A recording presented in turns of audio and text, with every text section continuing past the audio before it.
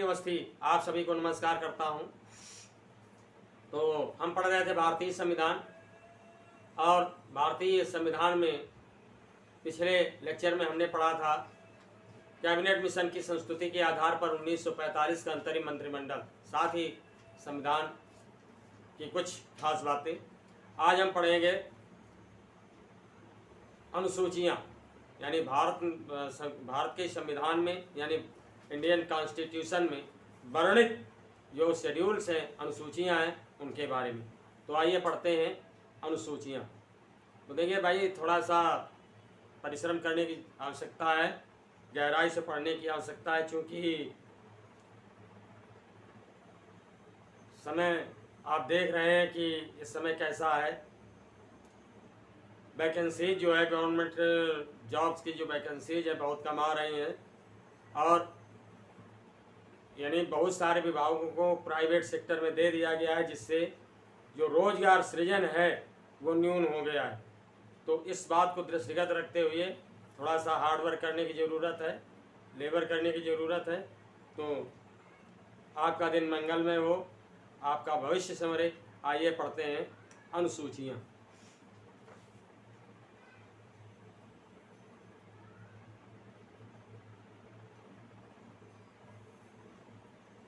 Sorry, हमारा विषय है भारतीय संविधान। भारतीय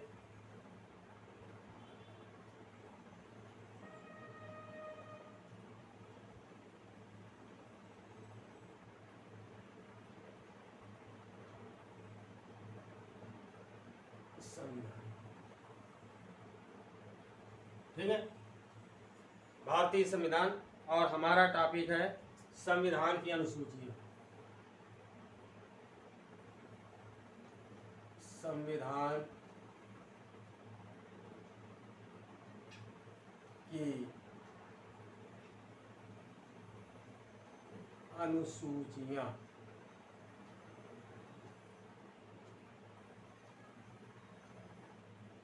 ठीक है। कॉन्स्टिट्यूशनल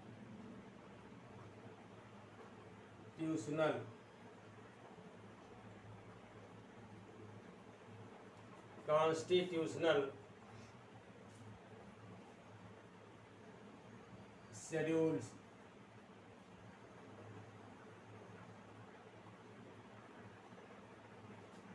कॉन्स्टिट्यूशनल शेड्यूल्स, ठीक है। तो आप जानते हैं, मैं पहले पढ़ा चुका हूँ, पूर्व के लेक्चर में मैंने बताया था कि भारतीय संविधान को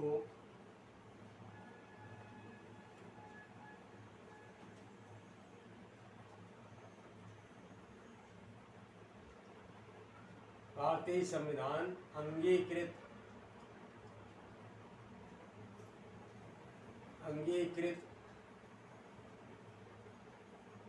किए जाने के समय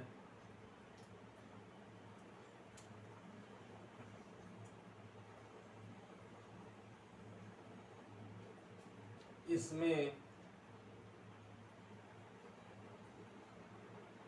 8 अनुसूचियां थीं।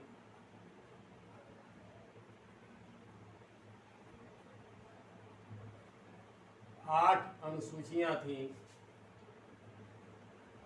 किंतु वर्तमान में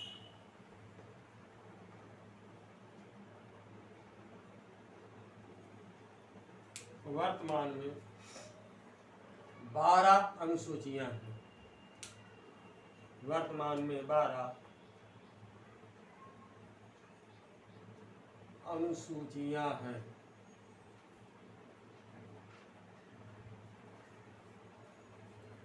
वर्तमान में 12 अनुसूचियां हैं, ठीक है। तो अब देखते हैं पहली अनुसूची, ठीक है। ऐसा कर लेते हैं, हम टेबल टाइप की बना लेते हैं अनुसूची, और वर्णित विषय, यानी किस अनुसूचित में कौन से विषय दिए गए हैं, किन किन विषयों को शामिल किया गया है, किन किन विषयों का उल्लेख किया गया है। तो प्रथम अनुसूची, ठीक, प्रथम अनुसूची या अनुसूची 1, तो इसमें क्या है, इस अनुसूची में संघ एवं, इसे और करीब कर लेते हैं,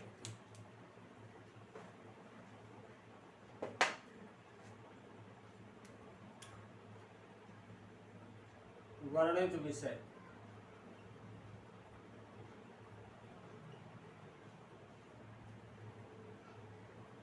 वर्णित विषय, संघ एवं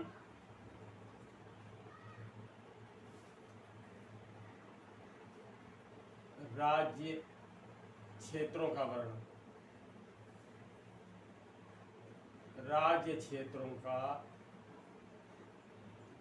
उल्लेख, यानी जितने भी संघ शासित प्रदेश हैं और जितने भी राज्य हैं उनका उल्लेख किया गया है, ठीक है। यानी भारतीय राज्यों और संघीय क्षेत्रों का वर्णन है, ठीक है, संघ एवं राज्य क्षेत्रों का उल्लेख है। दूसरी अनुसूची क्या है, अच्छे से समझ लीजिए, इसमें जितने भी केंद्र शासित प्रदेश हैं और स्टेट्स हैं, राज्य हैं, उन सभी का उल्लेख किया गया है, क्लियर। अब जो दूसरी अनुसूची है उनमें किन किन विषयों को लिया गया है, देखिए, भारतीय राज्य व्यवस्था के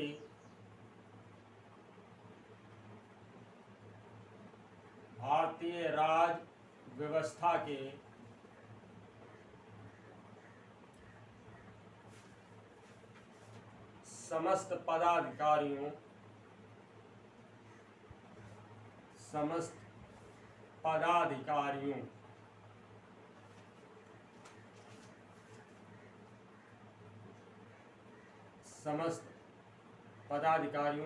पदाधिकारी राज्य व्यवस्था के कौन कौन से हो गए, आपका राष्ट्रपति, उपराष्ट्रपति, राज्यपाल, लोकसभा का अध्यक्ष, उपाध्यक्ष, राज्यसभा का अध्यक्ष और उपाध्यक्ष, ठीक है, ये पदाधिकारी हो गए। विधान परिषद के सभापति, ठीक है। तो भारतीय राज्य व्यवस्था के समस्त पदाधिकारियों के वेतन,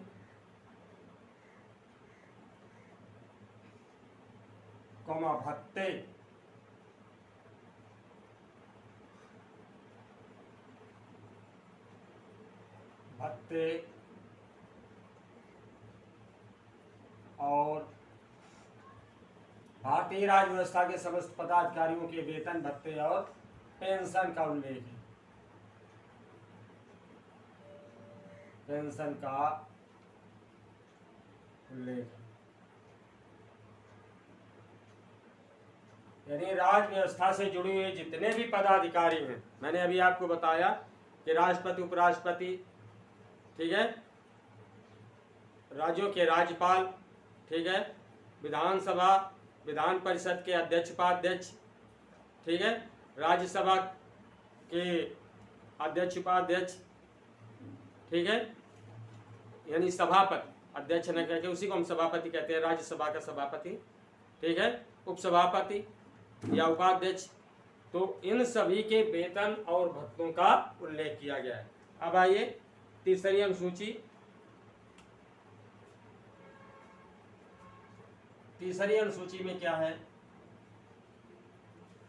कि जो विभिन्न पदाधिकारी हैं, तो पद ग्रहण के समय जो शपथ ली जाती है उसका उल्लेख किया गया है तीसरी अनुसूची में। विभिन्न पदाधिकारियों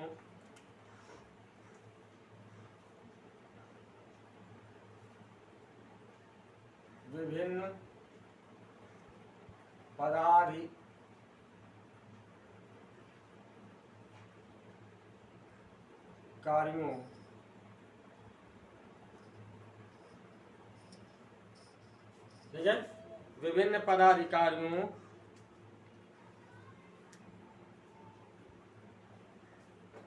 राष्ट्रपति, ये पदाधिकारी हैं राष्ट्रपति,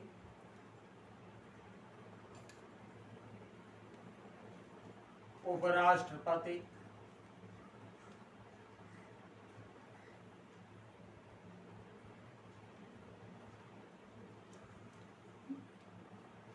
मंत्री, ठीक है, और संसद सदस्य,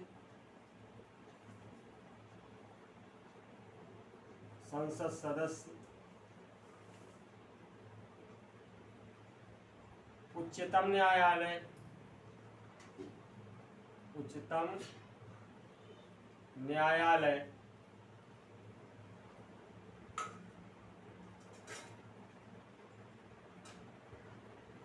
और उच्च न्यायालय, यानी सुप्रीम कोर्ट और हाई कोर्ट। उच्चतम न्यायालय, सुप्रीम कोर्ट और उच्च न्यायालय,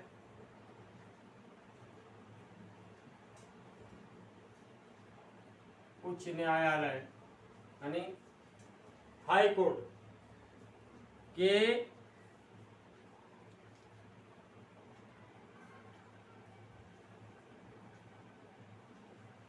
न्यायाधीशों, उच्च न्यायालयों, इसको बहुवचन करते हैं, उच्च न्यायालयों के न्यायाधीशों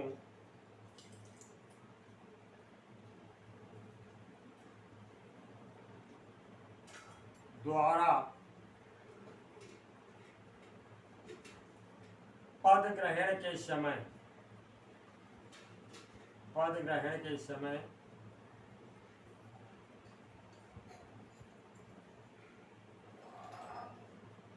ली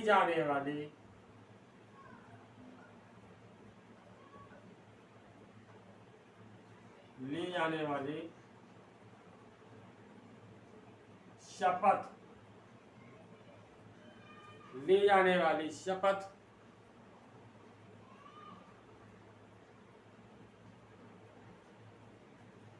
का उल्लेख,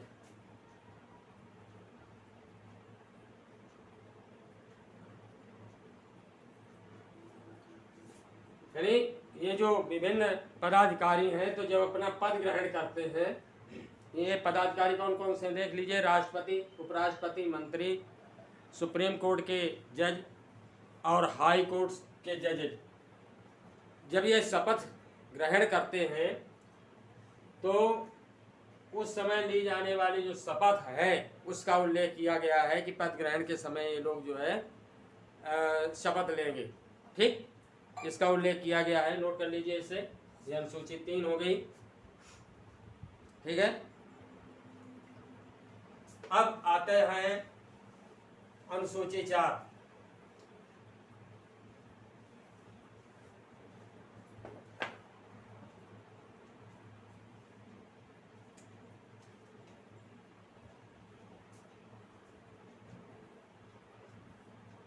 अनुसूची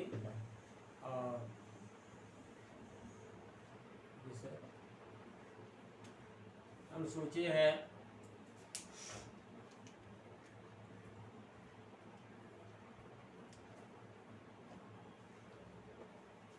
उल्लिखित विषय का।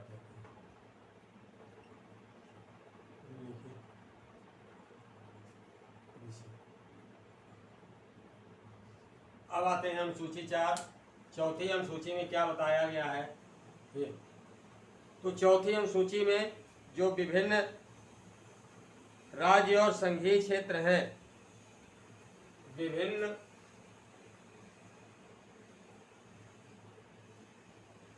राज्यों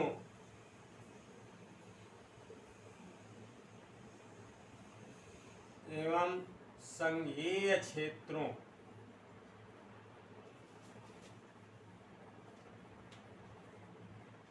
विभिन्न राज्यों एवं संघीय क्षेत्रों के विभिन्न राज्यों एवं संघीय क्षेत्रों के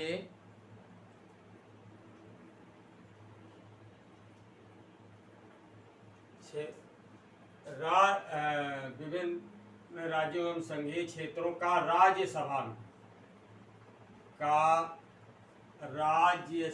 में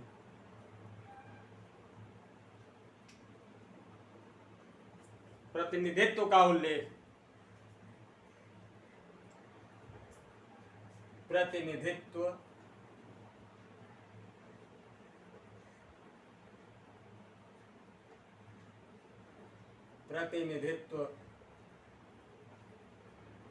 का उल्लेख या विवरण। ठीक है, यानी जितने भी राज्य हैं और केंद्र शासित प्रदेश, संघीय क्षेत्रों से मतलब है केंद्र शासित प्रदेश जो सेंट्रल गवर्नमेंट के अधीन है। ठीक है, तो जहाँ पर सरकारें नहीं है, जैसे गोवा है, दमन है, दीव है, ठीक है, ये संघीय क्षेत्र हैं। तो इनसे राज्यसभा में कितने सदस्य आएंगे इसका जिक्र किया गया है। ठीक, समझ में आ गया होगा। अब आते हैं अनुसूची 5। अनुसूची 5 में क्या दिया गया है? अनुसूचित जातियों, अनुसूचित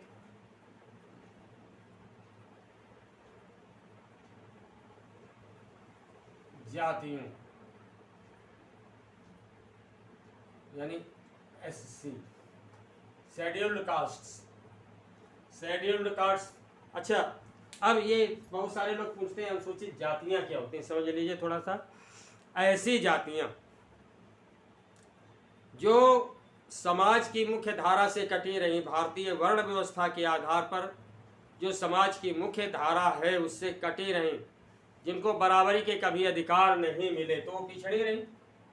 ठीक है, तो कुछ जातियों को लिस्टेड किया गया है, उनकी एक सूची बनाई गई है और उसमें जिन जातियों को रखा गया है वे अनुसूचित जातियां कहलाती हैं। साथ ही साथ अनुसूचित जनजातियों, अनुसूचित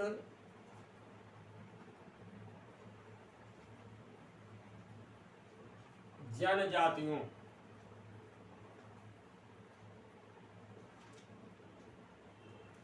यानी शेड्यूल्ड ट्राइब्स,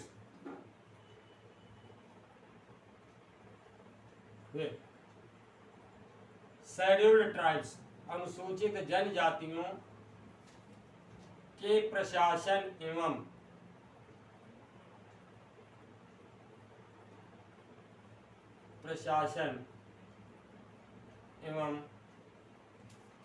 नियंत्रण का उल्लेख।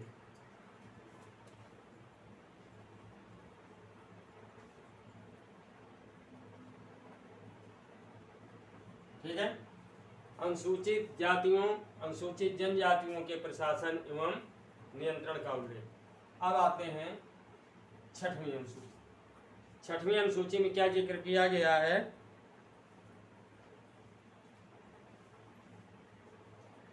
इसमें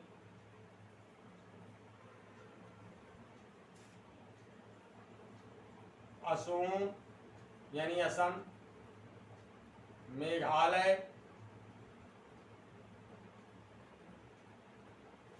त्रिपुरा,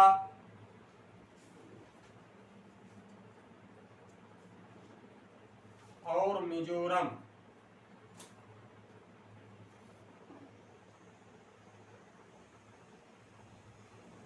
असम, मेघालय, त्रिपुरा और मिजोरम राज्यों की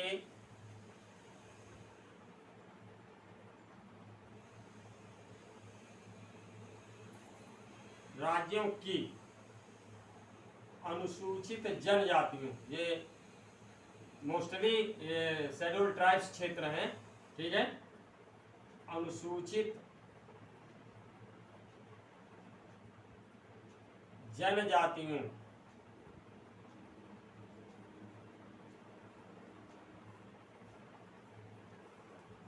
के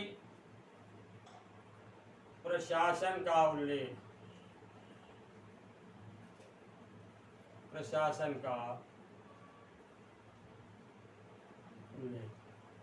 यानी ये जो राज्य हैं असम, मेघालय, त्रिपुरा और मिजोरम, तो यहाँ की जो जनजातियां हैं शेड्यूल्ड ट्राइब्स है। जनजाति का मतलब होता है, जैसे आपने पढ़ा होगा, कोल, भील, मासी, बसुआर, बहलिया, बंजनिया, है ना,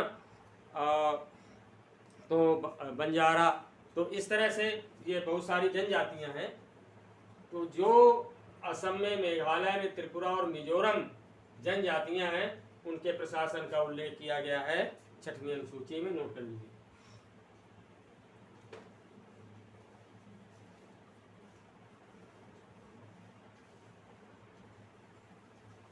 अब है हमारी अगली अनुसूची, 7वीं अनुसूची। तो 7वीं अनुसूची, तो पूर्व के लेक्चर में मैंने आपको बताया था संघ सूची, राज्य सूची और समवर्ती सूची। संघ सूची वह होती है जिसके लिए केंद्र सरकार कानून बनाती है। राज्य सूची वह होती है जिसके लिए राज्य सरकार कानून बनाती है। और समवर्ती सूची वह होती है जिसके लिए केंद्र और राज्य दोनों कानून बनाते हैं। तो इसमें जो है अलग अलग विषयों को शामिल किया गया है। तो संघ सूची, संघ सूची 97 विषय है इसमें, ठीक है। देख रहे हैं आप कितने विषय हैं, 97 यानी 97 विषय। और राज्य सूची में 66 विषय, राज्य सूची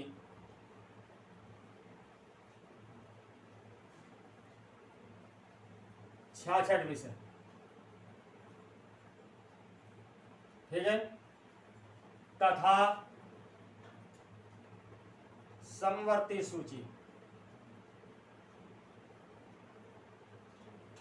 समवर्ती सूची इसमें 47 विषय हैं, 47 विषय, ठीक है। 47 विषय।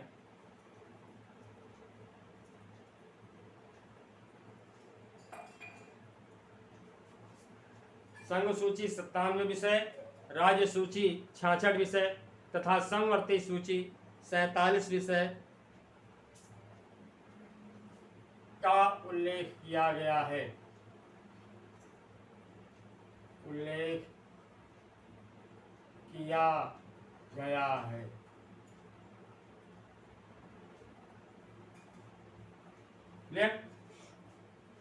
अब आते हैं हम नेक्स्ट, जो हमारी 8वीं अनुसूची है। 8वीं सूची में भारत की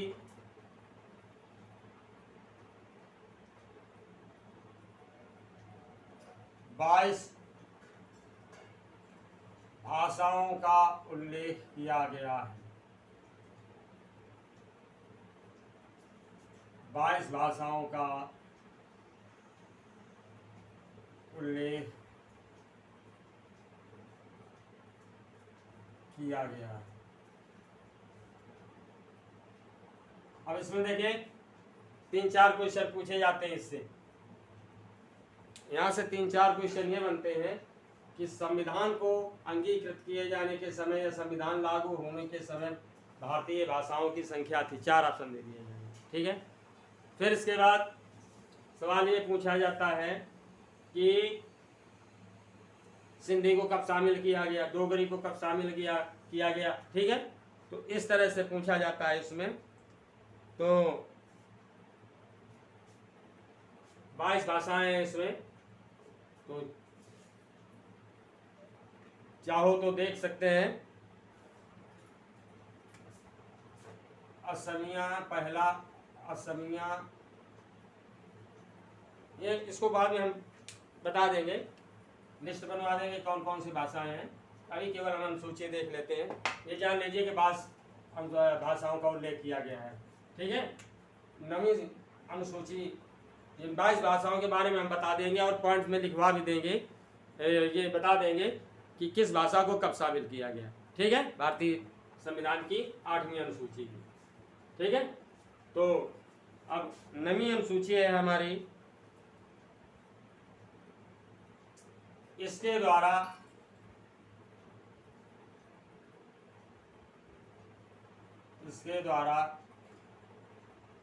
राज्य संपत्ति, राज्य संपत्ति अधिग्रहण,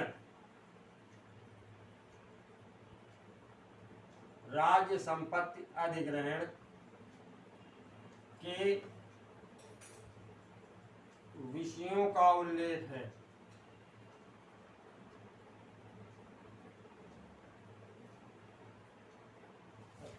राज्य संपत्ति अधिग्रहण के विषयों का उल्लेख है।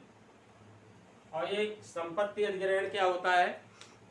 ऐसा है कि कहीं से जो भी रेलवे लाइन निकाली जानी है या सड़क चौड़ीकरण किया जाता है, आप देख रहे हैं कि जो नेशनल हाईवेज हैं ये पहले सिंगल लेन थे या 2 लेन थे, इनको पहले 4 लेन किया गया, वर्तमान में इनको 6 लेन किया जा रहा है। तो जब इनकी लेंस बढ़ाई जाती है, इनकी चौड़ाई बढ़ाई जाती है, ठीक है, यानी वो जब चौड़ी की जाएगी तो स्वाभाविक है कि अगल बगल के खेत, गांव से जब वो गुजरेगी सड़क तो मकान, बाग बगीचे, तो इस तरह से ये संपत्ति जो है उस सीमा में आती है जहाँ से वो सड़क गुजर रही है ना। तो जब वो रोड चौड़ा होता है तो उसमें जो ज़मीन की ज़रूरत होती है, चाहे वो ज़मीन हो, खेती की ज़मीन हो यानी कृषि योग्य भूमि हो या रिहायशी भूमि हो जिनमें मकान बने हुए हैं, तो उनको गवर्नमेंट अपने जो है अधीन कर लेती है, यानी गवर्नमेंट जो है वो अपने अधिकार में ले लेती है, उसका उचित मुआवजा देती है।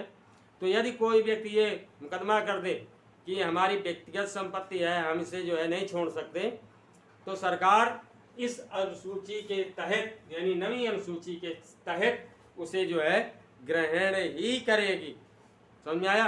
कहीं पर हवाई अड्डा बनना है, मतलब किसी भी राज्य में हो या कहीं भी हो, हवाई अड्डा अगर बन रहा है, उसका निर्माण हो रहा है, तो उसके लिए भी ज़मीन की आवश्यकता पड़ती है या उसका विस्तार हो रहा है पहले से। तो इस तरह से जो ज़मीन की ज़रूरत होती है और उसको सरकार के द्वारा मतलब अपने कब्जे में लिया जाता है, ये अधिग्रहण कहलाता है। नोट कर लीजिए इसे।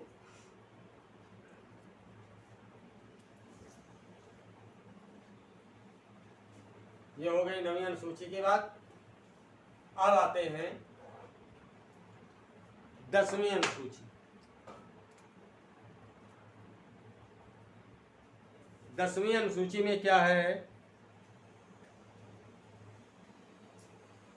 दल बदल,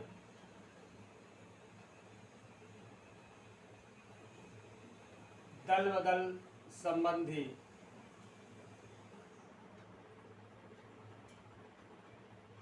प्रावधानों का उल्लेख है। प्रावधानों का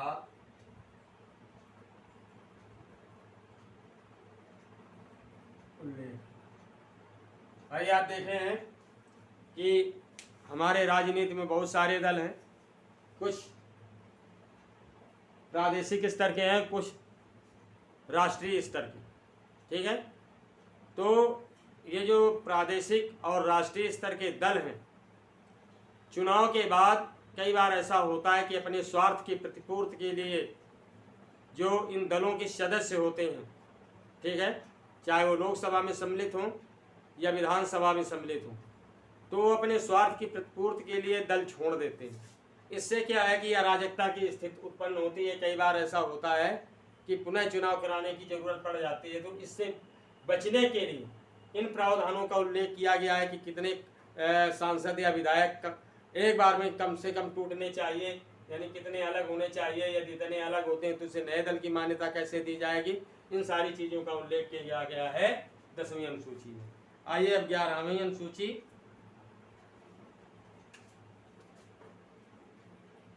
इस अनुसूची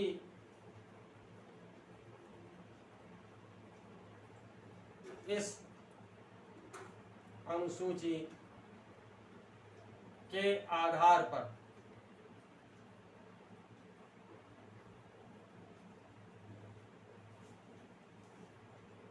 इस अनुसूची के आधार पर पंचायती राज व्यवस्था,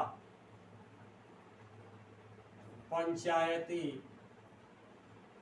राज व्यवस्था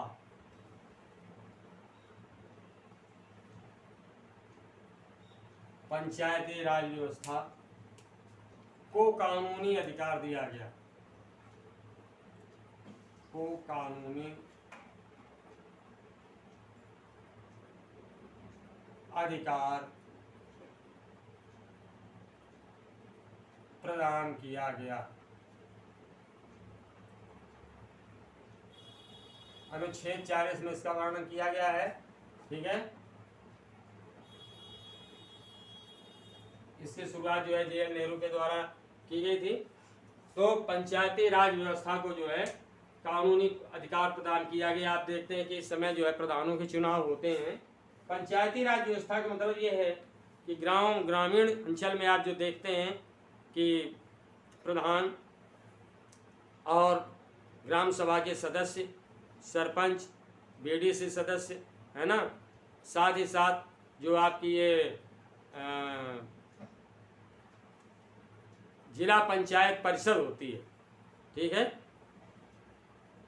जिला पंचायत परिषद, तो उसके जो सदस्य होते हैं सब पंचायती राज व्यवस्था ही है। ठीक है, बात समझ आ गई होगी। अब आइए अंतिम अनुसूची यानी 12वीं अनुसूची। 12वीं अनुसूची क्या है, इसमें क्या जिक्र किया गया है? इस अनुसूची के आधार पर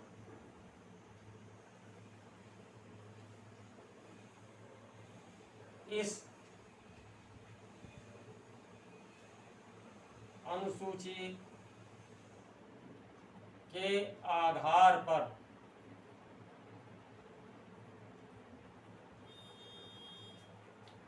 शहरी क्षेत्रों में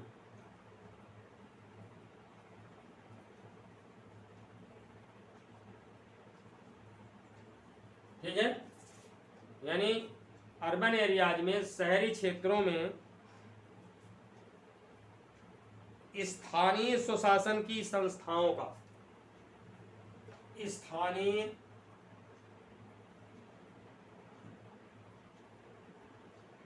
स्वशासन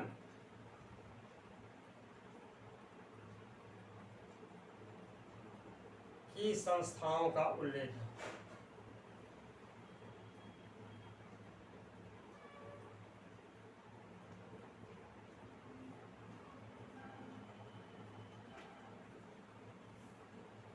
स्थानीय स्वशासन की संस्थाओं का बात समझा गई। इस अनुसूची के आधार पर शहरी क्षेत्रों में स्थानीय सुशासन, अब ये स्थानीय सुशासन क्या है? जो आप नगर पंचायत क्षेत्र यानी जो टाउन एरियाज हैं, ठीक है, बहुत बड़े शहरों में म्यूनिसिपल कमिटीज हैं, जैसे कि आप देख रहे हैं जिन्हें आप कहते हैं नगर निगम। ठीक है, नगर निगम हमारे जो है उत्तर प्रदेश के किन किन शहरों में नगर निगम है, इससे एक रिलेटेड सवाल पूछा जाता है। वर्तमान में इनकी संख्या 18 है। ठीक है, 18 नगर निगम है। इसके बाद आप देखते हैं कि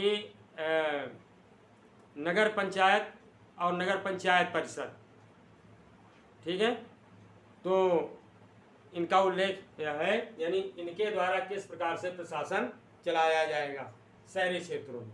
ठीक है, जैसे क्या है, आप देखते हो कि ये बिजली और पानी की व्यवस्था, साथ ही साथ स्वास्थ्य की व्यवस्था आप करते हैं, तो इसके लिए हाउस टैक्स लगाते हैं, वाटर टैक्स लगाते हैं। ठीक है, तो इस तरह का जो स्वशासन है इन संस्थाओं के द्वारा किया जाता है, उनका उल्लेख किया जाता है, उल्लेख किया गया है 12वीं अनुसूची में। ठीक है, ये छोटे स्तर पर इसको इस तरह समझ लीजिए कि गांव में जो स्वशासन चलाया जाता है ग्राम प्रधान के द्वारा।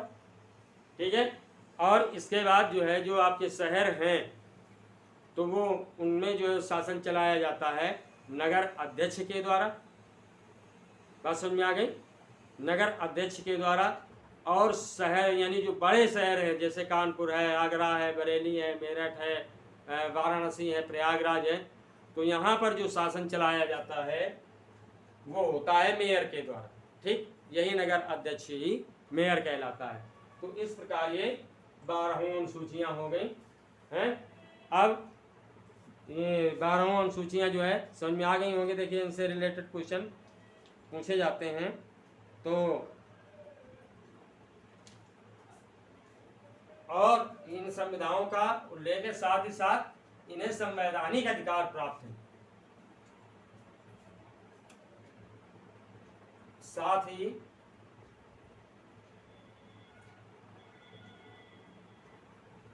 इन्हें संवैधानिक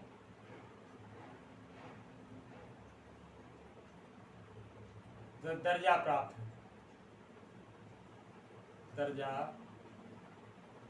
प्राप्त। अब यानी ये जो कानून के दायरे में अब गलत तरीके से किसी को परेशान करेंगे तो वो बात है गलत की, अदरवाइज ये जो भी व्यवस्था बनाएंगे कानून के दायरे में वो इनको एक ऐसा करने का इन्हें कानूनी अधिकार प्राप्त है।